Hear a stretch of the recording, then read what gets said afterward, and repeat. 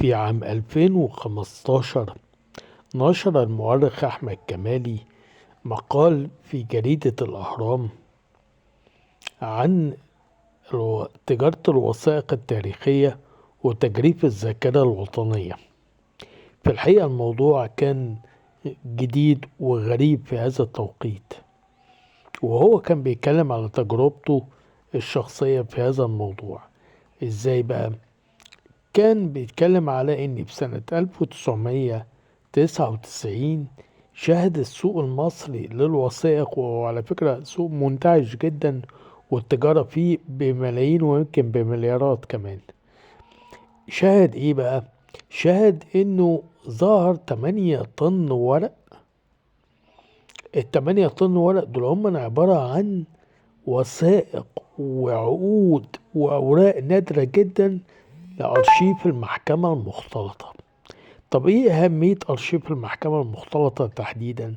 أرشيف المحكمة المختلطة ده كان متعلق بمنازعات الأجانب في مصر مع بعضهم أو الأجانب مع المصريين، فأي حاجة خاصة بيهم كانت موجودة في أرشيف المحكمة المختلطة، وبالتالي بينزلوا صور العقود الرئيسية، بيقدموا العقود الرئيسية لضمان حقوقهم.